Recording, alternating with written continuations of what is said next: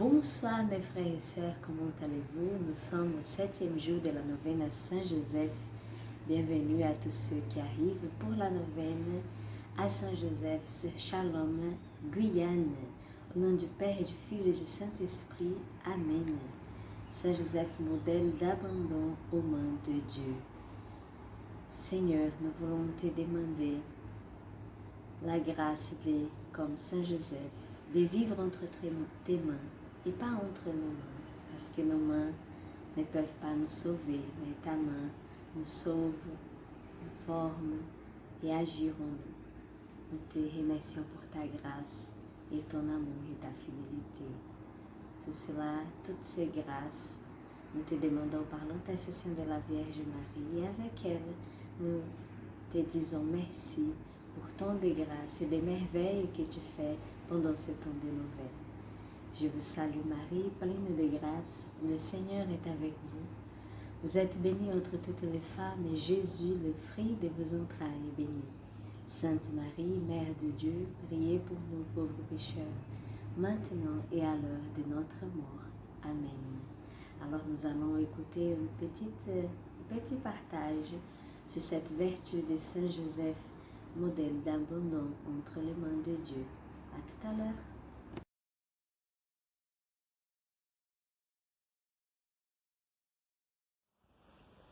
Shalom, frères et sœurs.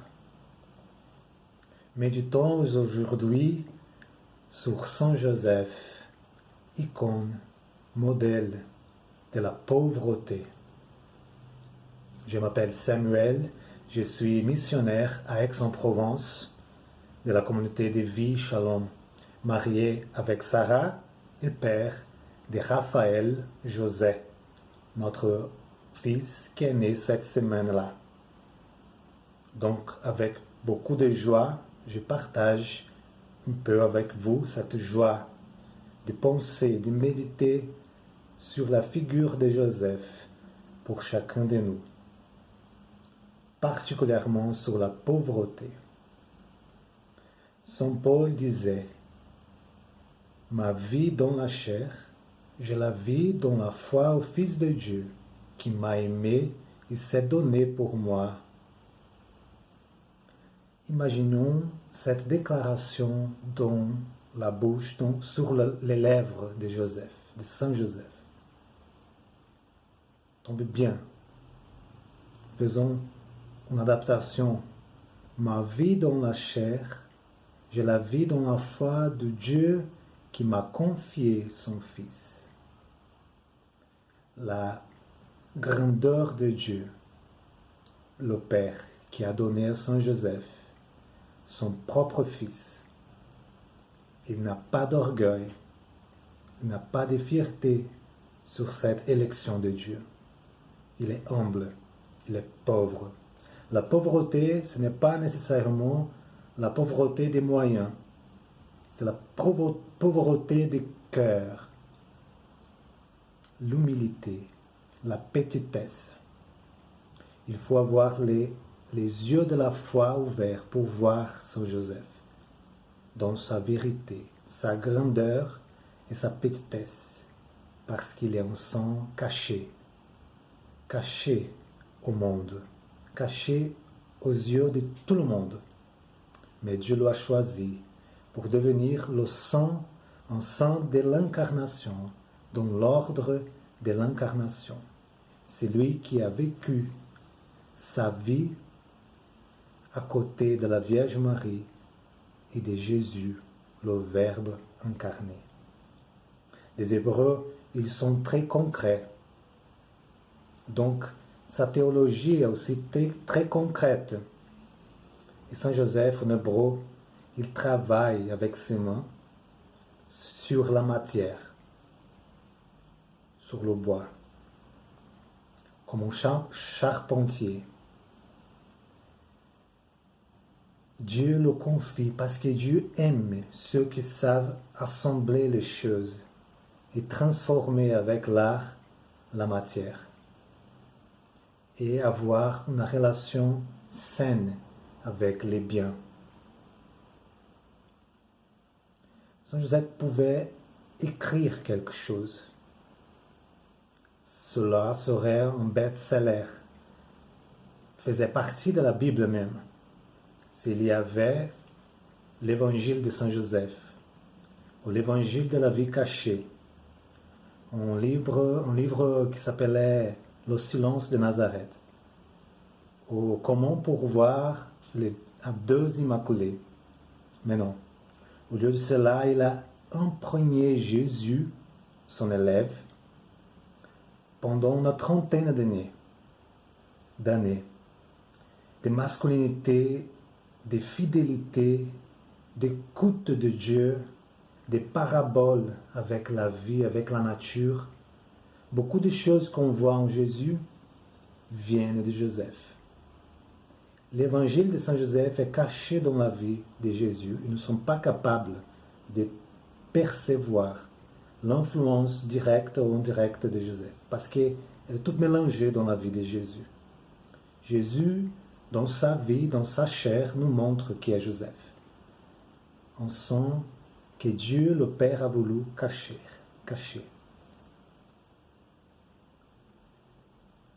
Cette petite maison de Nazareth, elle est ferme et bien décorée. La vie y est sobre, sans accumulation.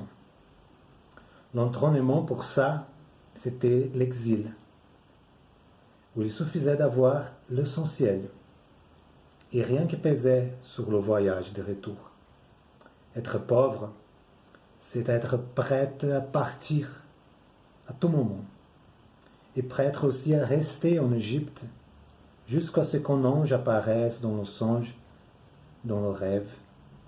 Saint Joseph nous apprend à dire « Ma vie dans la chair, en rapport avec les biens, en rapport avec ma maison, en rapport avec le confort, je vis dans la foi. Je ne la vis pas dans un matérialisme, je la vis dans la foi. » C'est pourquoi il est le Père de la Providence.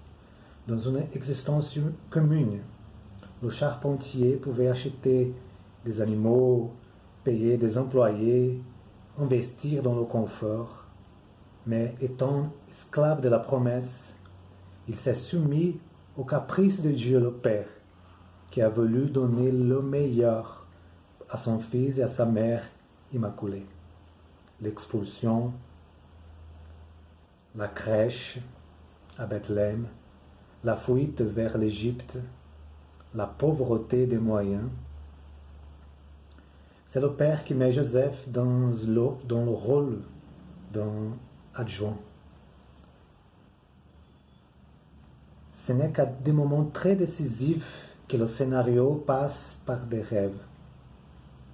Dans la vie quotidienne, le scénario est fait de la contemplation des saints qui vivent sous son toit.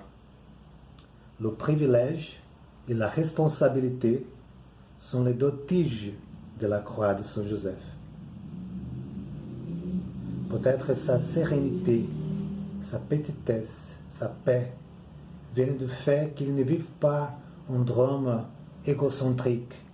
Il sait que Dieu le Père prend le soin de lui-même et de sa famille, et donc lui peut travailler avec Dieu. Saint Augustin disait « Donne-moi ce que vous voyez de moi, et envoie-moi tous ceux que vous voulez de moi. » Joseph a dû pleurer cette prière beaucoup de fois. « Donne-moi ce que tu veux de moi. »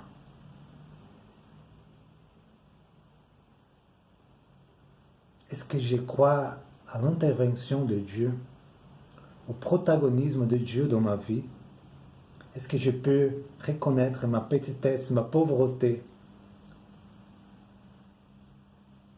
Que Dieu, que sa grâce, que sa puissance est plus importante et que je peux travailler avec Dieu et pour Dieu dans la pauvreté afin que la gloire appartienne complètement à Dieu et seulement à Dieu. est-ce que j'ai vu comme Saint Joseph, vivre la relation avec les biens, avec le confort, avec les choses qui m'entourent et ma famille, de foi, d'espérance, de charité.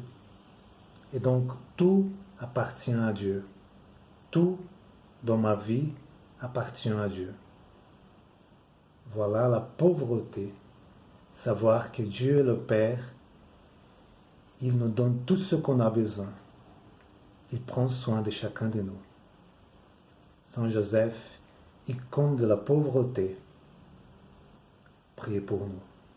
Amen. Au nom du Père et du Fils et du Saint-Esprit. Amen. C'était bien cet enseignement. Je crois que nous sommes tous édifiés par tous ces partages qui sont faits, qui ont été faits tous les jours concernant les vertus de Saint Joseph. Elle nous apprend vraiment à avancer dans la sainteté. Au nom du Père et du Fils et du Saint-Esprit. Amen. Saint Joseph, modèle d'abandon aux mains de Dieu. Saint Joseph, serviteur confiant, vous qui n'avez pas craint de prendre sous votre protection et soutien Marie et Jésus, et en vous abandonnant aux mains de Dieu, des providences, les avez servis pendant toute votre vie sans garder pour vous-même le fruit de votre travail.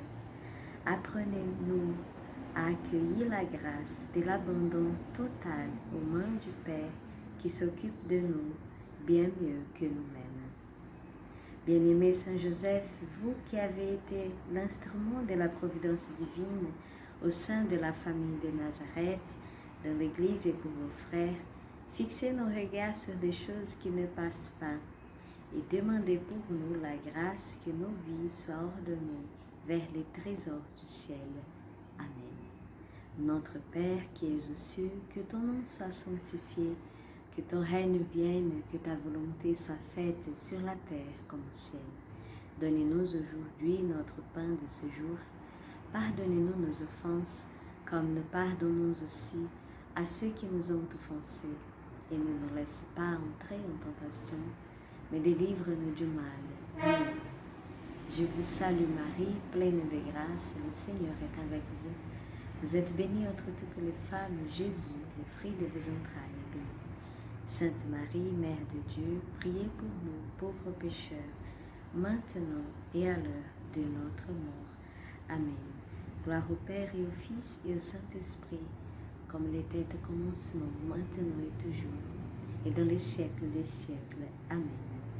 Glorieux Saint Joseph, vous qui avez été le modèle d'une vie de pauvreté, de sobriété, d'instrument de la divine providence, vous qui n'avez pas gardé pour vous-même les biens matériels ou spirituels, en les consacrant toujours aux besoins de Jésus, de Marie et de vos frères, vous qui par la grâce divine avez vu restaurer en vous la vocation originale de l'homme à la charité, au travail, au partage et à la communion. Vous qui, inspirés par l'Esprit Saint, avez accueilli la nouvelle économie du règne de votre Fils Jésus, intercédez pour que nous puissions accueillir la même invitation que le Père vous a faite d'être instrument de sa paix, de sa providence, de sa charité, de sa pauvreté pour l'homme d'aujourd'hui. Amen. Au nom du Père et du Fils et du Saint-Esprit. Amen. Alors Seigneur, donne-nous la grâce d'être abandonnés entre tes mains, car ce sont des mains où nous pouvons faire confiance. Merci à vous tous qui ont participé à cette neuvaine avec nous. Vous pouvez vous inscrire sur notre chaîne YouTube et nous aider dans les œuvres d'évangélisation. Priez bien pour nous, nous prions bien pour vous. Vous pouvez aussi aller sur le site www.comshalom.org et là vous allez trouver des formations, des nouvelles. Profitez bien. Et en plus, vous pouvez aussi faire un don. Nous avons besoin de vous. La communauté Shalom vit des dons. Et c'est sur www.comshalom.org/don Guyane.